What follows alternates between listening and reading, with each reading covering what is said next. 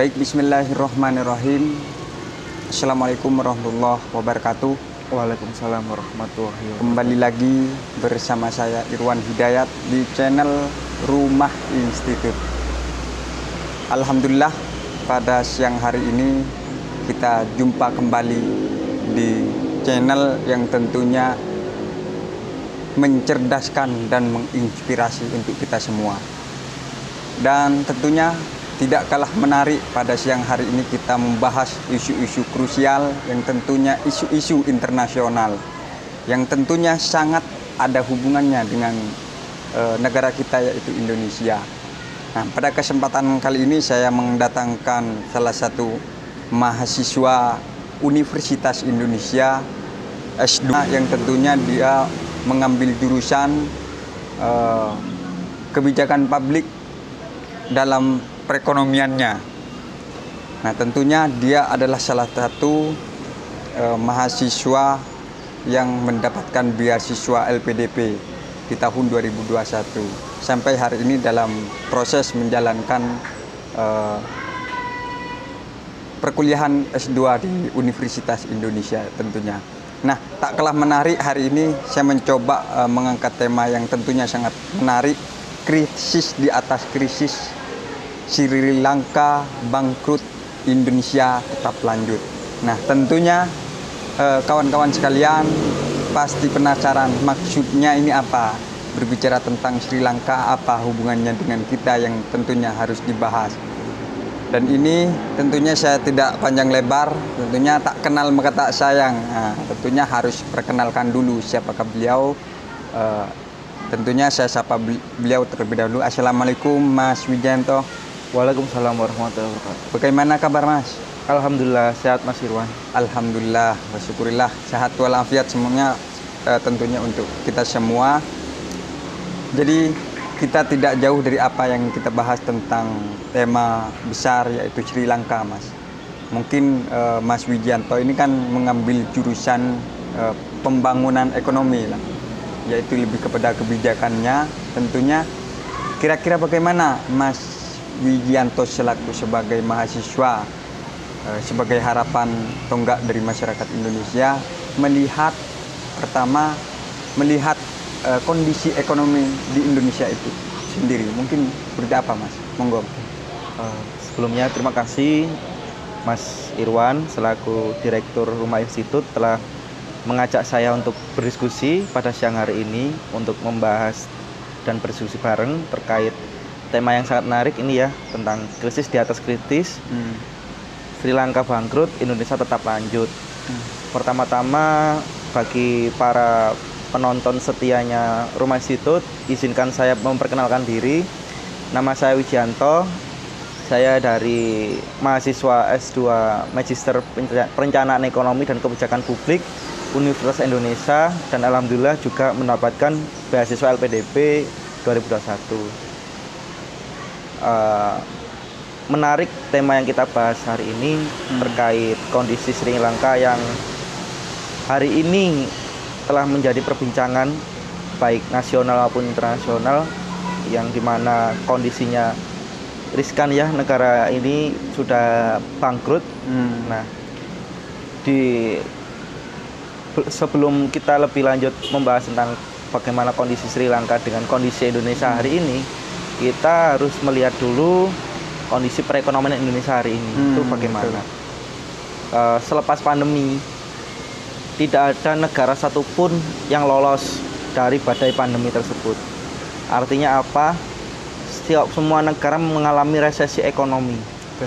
Nah, resesi ekonominya itu bisa resesi kecil bahkan sampai besar, seperti yang dialami oleh negara kita, yang dimana pertumbuhan ekonominya yang dulunya positif tiba-tiba minus. Nah, alhamdulillahnya apa? Negara kita berhasil lalu itu tidak lama, hanya selang beberapa tahun saja, bisa hitungan tahun. Sementara negara-negara lain masih memiliki backward effect terkait pandemi ini, efek pandemi effect ini. Artinya apa? Negara kita ini sudah bersyukur, sudah melewati badai pandemi, dan hari ini ekonomi sudah mulai tumbuh, meskipun belum bisa beralih kencang ya ekonomi hari ini ya. Melihat kondisi hari ini itu kondisi ekonomi kita itu sudah mulai menuju ke arah positif. Namun yang harus kita lihat kita tarik ke belakang, kondisi ekonomi kita itu positif bukan berarti karena kondisi normal. Namun karena adanya stimulus untuk membangkitkan gairah perekonomian kita terhadap efek pandemi ini yang telah terjadi 2 tahun yang lalu, ketika benar-benar ekonomi negara kita lumpuh, nggak ada satupun kan, global pun juga lumpuh. Artinya untuk menggerakkan roda ekonomi, pemerintah harus berpikir bagaimana kebijakan fiskalnya, moneternya. Nah, dengan stimulus ekonomi ini yang dijalankan pemerintah, salah satunya adalah dengan adanya program perkecepatan ekonomi nasional. Nah, di situ pemerintah menggelontorkan dana ratusan triliun di situ, sekitar 600 triliun angka untuk dana PEN-nya. Alhamdulillah untuk hari ini ekonomi memang menunjukkan positif. Namun kita harus lihat lagi, ini seperti kita ketika sakit dipaksa untuk minum obat. Kita ini kan negara yang posisi sakit, masih sakit, belum normal kondisi ekonominya. Nah, ini yang harus diwaspadai, Mas Irwan. Untuk 2-3 tahun ke depan ya. Yang saya khawatirkan apa? Ketika jumlah uang ratusan triliun itu mengalir beredar di masyarakat, dasar perekonomian mikro pun itu jelas bahwasanya akan menciptakan inflasi yang sangat besar. Nah, inflasi ini itu momok terhadap perekonomian kita, di mana masyarakat kita masih hanya sebatas bernafas ketika dampak pandemi itu. Artinya apa? Kita bayangkan tukang becak, bakso, petani terkena inflasi dengan harga yang meningkat, pasti akan perekonomian akan kolaps. Nah, ini yang harus diwaspadai. Jangan sampai Indonesia terjebak pada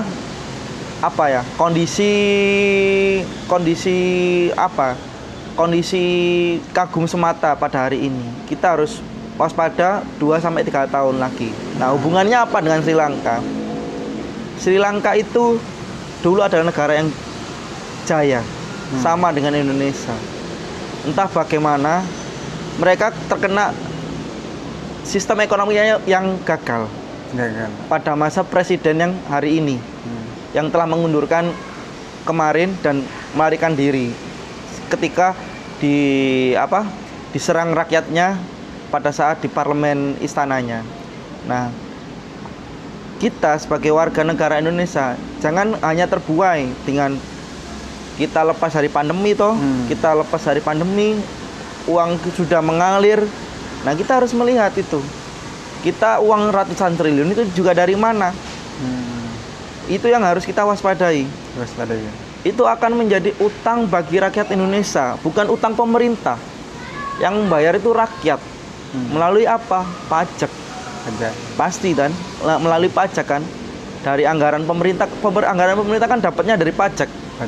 Nah, itu. Jangan sampai kita terbuai, kita hari ini sudah enak-enak terlepas dari pandemi. Yang kemarin barusan rilis berita info, Vietnam sama negara Asia yang lain itu sudah kolaps ekonominya. Nah, Indonesia tinggal menunggu waktu. Karena apa? Ekonomi Indonesia masih belum normal. Ibaratnya kayak apa? Disuntik. Ibaratnya kalau orang pengguna obat itu disuntik biar kelihatan sehat. Tapi aslinya sakit ekonomi kita. Nah, kita sebagai anak muda dan kita sebagai ekonom ya ibaratnya, kita harus melihat itu. Kita harus melihat jangka panjang dan jangka pendek. Udah, itu Mas Irwan. Nah, tentunya kan tadi kan menyinggung persoalan bagaimana kita tentang kondisi Sri Lanka. Mungkin Presiden Sri Lanka ini yang tentunya kabur hari ini. Mungkin ini kayaknya tidak jauh beda. Mungkin kemarin juga rilis di salah satu media FIFA ya. Di media FIFA itu sudah memperingatkan Sri Mulyani. Nah, tentunya ini kira-kira bagaimana menurut Mas Wijanto hubungannya antara Presiden Sri Lanka dengan Sri Mulyani tentunya Menteri Keuangan ini. Gimana hubungannya? Terima kasih. Jadi ketika kita menghubungkan kondisi Sri Lanka hari ini bangkrut dengan Bu Sri Mulyani sebagai Kementerian Keuangan yang meng-ACC untuk menambah jumlah utang kita dengan PEN ini. Nah, ini bukan seperti suatu kejadian yang apa ya, ketika negara itu bangkrut ya apa ya, bukan ada sebab tanpa ada api gitu. Tidak ada asap kalau tidak ada api kan. Sri Lanka bangkrut itu kan karena perekonomiannya memang sistemnya kan rusak ya, tidak sustain. Dia tidak bahkan utang Sri Lanka itu lebih kecil daripada Indonesia. Nah, mungkin hubungannya dengan Sri Lanka dengan kebijakan Bu Kemenkyu ya terkait utang ini, mungkin kita bisa melihat bahwasanya jabatan sebuah menteri itu saya kira hanya 5 tahun. Terlepas itu utang yang nanggung adalah rakyat. Nah, lebih lagi gini, hubungannya adalah apakah kita bisa mengukur bahwasanya utang ribuan triliun hari ini pun utang Indonesia, ketika kita melihat di web aja, Google aja, utang Indonesia hari ini udah ribuan triliun, apalagi ketambahan ratusan triliun karena PEN kemarin untuk menstimulus ekonomi yang belum tumbuh. Bahkan sampai hari ini pun kita juga melihat bahwasanya ekonomi ini masih lesu. Mas Irwan. Transaksi ekonomi juga belum berjalan. Sektor real pun juga belum berjalan normal. Artinya apa? Jangan sampai rakyat jadi korban lagi. Rakyat yang menanggung 7.000 triliun di masa yang akan datang. Nah, yang jadi wanti-wanti adalah pasca pemerintahan hari ini yang menanggung. Apakah sudah siap dengan beban yang berat itu tadi? Ketika apa? Pasti kan ketika jabatan sudah selesai, ya udah kan diserahkan ke pengurus selanjutnya toh. Nah, dengan beban yang kayak begini, yang menjadi pertanyaan adalah Indonesia kuat berapa tahun lagi? Mengingat mungkin karena ini sudah periode Bapak Presiden kita Jokowi ini kan sudah tinggal 2 tahun lagi, Mas Wijanto. Mungkin kira-kira solusi yang tepat di dalam mengambil kebijakan untuk pemulihan ekonomi ini kira-kira seperti apa, Mas? Monggo. Terima kasih Mas Irwan pertanyaannya. Terlepas kita telah membahas kondisi perekonomian kita, terus hubungan kondisi Sri Lanka hari ini telah bangkrut dan kondisi perekonomian hari ini, bagaimana kita bisa menyikapi kondisi perekonomian hari ini toh? Indonesia, saya yakin Indonesia itu adalah negara kaya. Negara kaya yang dengan sumber daya alamnya. Kita bayangkan sendiri apabila hanya Pulau Jawa saja, menurut saya itu memiliki pendapatan yang sangat maksimal. Apalagi Indonesia yang terdiri dari berbagai pulau.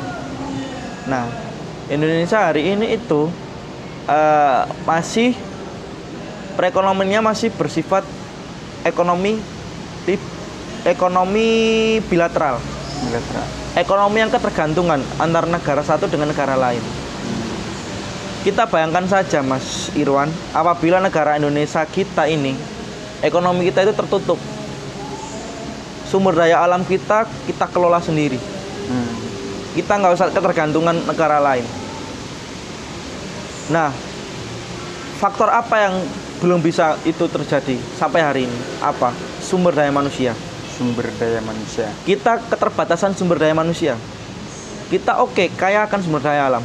Sumber daya alam kaya, tapi sumber daya manusia belum kaya.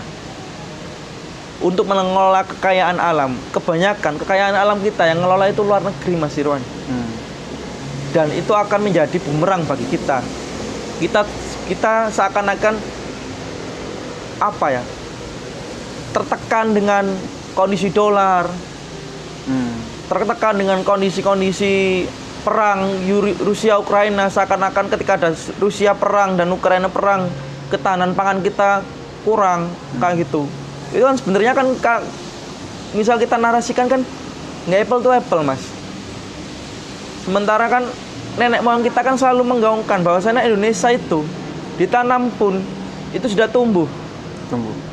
Tanah kita itu subur, sumber daya alam di mana-mana. Narasi ketahanan pangan yang krisis hari ini adalah kekhawatiran bahwasanya Indonesia hubungan dengan suatu negara dengan negara lain. Itu yang menurut saya ketahanan pangan krisis hari ini. Dan kondisi iklim juga yang masih belum bisa menentu. Artinya apa? Ketika sumber daya manusia kita tinggi, kita bayangkan kita kayak negara Jepang. Jepang itu negara kecil, dia seperempatnya negara kita. Saya pernah ke Jepang. Kenapa negara mereka itu maju? Karena mereka mengedepankan sumber daya manusia, terutama di petaninya. Makanan-makanan itu dari negara sendiri, beras. Sementara kita beras, tanah yang sangat luas, itu impor beras kita. Bayangkan, karena apa? Belum bisa memaksimalkan. Beras yang makanan pokok aja loh kita impor. Bukan beras dari Indonesia sendiri. Kita bayangkan satu wilayah nih, satu wilayah ada kebijakan one district one product, ibaratnya kayak gitu. Satu distrik daerah ada satu produk pertanian yang khusus itu aja. Misal nanam padi saja, nanam jagung saja, udah itu difokuskan dan itu disekolahkan petani-petaninya. Bayangkan negara kita nggak kaya? Sesimpel itu, Mas. Sesimpel itu ya. Tapi hari ini narasi itu kemana? Belum ada yang menggaungkan. Bahkan hari ini menuju 2024 kita hanya ditawarkan visi misi yang sebenarnya kita itu juga nggak buta politik gitu loh. Kita tahu kondisi ekonomi negara yang kita inginkan. Hanya yang dijual itu hanya koalisi power. Seakan-akan hari ini itu yang memegang kekuatan itu adalah partai politik, bukan rakyat. Padahal itu harusnya rakyat yang bisa menuntut visi misi apa yang rakyat minta. Bukan partai politik yang seakan-akan punya suara di koalisi, parlemen. Parpol itu kan hanya sebagai lembaga. Nah, yang memilih adalah siapa? Rakyat. Rakyat yang jadi korban lagi toh untuk nanti pesta demokrasi toh. Apabila hal ini hanya sekedar visi misi. Kalaupun saya nanti pun saya dari kecil bercita-cita pengen, kalaupun takdir saya memang membantu negara Indonesia, ibaratnya menteri lah atau apalah. Saya cuma satu, Mas, untuk cita-cita saya. Indonesia rakyatnya harus berpendidikan tinggi. Harus berpendidikan tinggi, tidak ada ketimpangan antara orang kaya, pendidikan orang kaya ataupun pendidikan orang miskin. Jangan sampai itu kefilter. Biar apa? Sayang, Mas, kita itu berada di era bonus demografi. Indonesia hari ini kita berada di generasi Y ke Z yang dimana melek digital. Nah, ini apabila tidak dimanfaatkan potensi digital, potensi bonus demografi, aku yakin kita nggak perlu utang-utang lagi ke World Bank. Kita nggak perlu utang-utang lagi ke negara-negara lain. Kita nggak perlu lagi keterkaitan dengan negara-negara yang seakan-akan kita tuh butuh sama negara itu. Kita itu negara kaya, Mas. Bung Karno pun sudah pernah bilang, berikan berapa pemuda pasti akan keguncangan dunia. Itu bener kata Pak Karno. Karena Masalahnya pemuda hari ini itu jangan sampai pesimis dengan kondisi pandemi hari ini. Kita seperti Mas Irwan ini yang lagi melanjutkan pendidikan tinggi toh, kita harus optimis nih bahwasanya kita ini adalah harapan masa depan Indonesia. Kita tahu kondisi rakyat hari ini, jangan sampai rakyat jadi korban lagi. Utang dibebankan rakyat. Narasi subsidi, narasi kesehatan, narasi pendidikan kembalinya ke rakyat. Padahal itu yang ngasih rakyat. Kamu dibayar rakyat. Pemerintah kan dibayar rakyat. ya betul. Melalui pajaknya kan. Ya, Ketika tidak ada rakyat yang bayar pajak, selesai nggak pemerintah? beres. Pemerintah kan hanya sebagai apa? Sebagai mesin saja, mesin pelaksana lah, pelaksana negara toh. Terlepas dari itu, kembali lagi rakyat yang mempunyai wewenang. Jangan sampai rakyat yang ditindas. Nah, ketika dikembalikan lagi, rakyat sebelah mana? Nah, rakyat kita itu rakyat yang masih menengah ke bawah. Pendidikannya masih SMA ke bawah masih banyak. Ibaratnya piramida terbalik. Yang tinggi pendidikannya itu adalah SD, SMP, SMA. Yang banyak di Indonesia.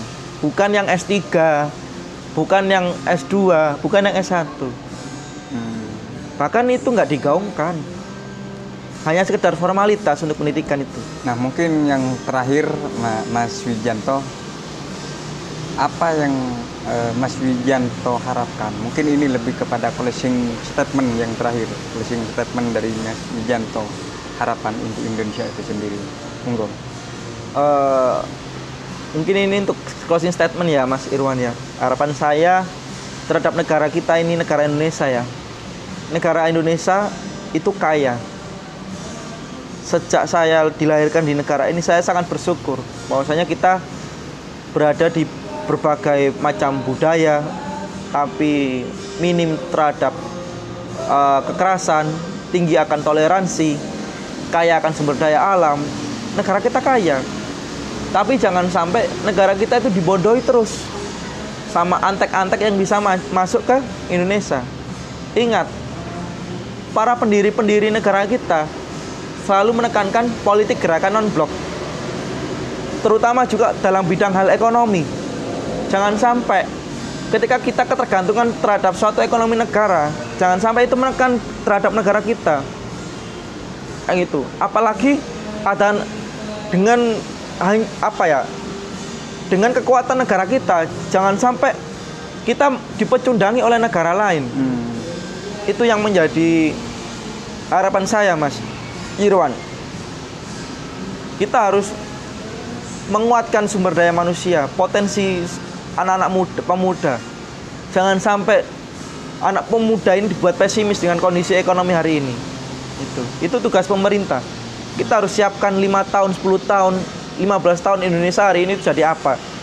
Jangan sampai momentum 5 tahun itu hanya sekedar membahas tentang pencalonan capres, koalisi partai. Itu adalah narasi-narasi yang sangat menurut saya tradisional. Hari ini tuh yang harus kita bahas adalah isu-isu tentang sumber daya manusia, perekonomian dan lain-lain toh. Jangan sampai Sri Lanka yang sudah bangkrut kayak gini juga kena terhadap Indonesia yang dari dulu tidak pernah bangkrut. Kayak gitu Mas Irwan. Tentunya saya ucapkan banyak terima kasih. Ini sangat luar biasa ketika ditelisik lebih mendalam tentunya tentang kondisi Indonesia yang sesungguhnya hari ini. Sekali lagi saya ucapkan banyak terima kasih kepada Mas Wijanto sudah sharing bersama di channel Rumah Institute. Tentunya ini adalah harapan kita bersama. Memang dari Rumah Institute ini untuk bagaimana memberikan aspirasi melalui digital yang tentunya lebih mencerdaskan, lebih menginspirasi. Tentunya adanya Rumah Institute di sana. Artinya kami juga menjembatani hal-hal demikian. Sekali lagi saya ucapkan banyak terima kasih kepada Mas Wijanto sudah sharing-sharing ya. Dari saya Kurang lebihnya mohon maaf. Assalamualaikum warahmatullahi wabarakatuh. Waalaikumsalam warahmatullahi wabarakatuh.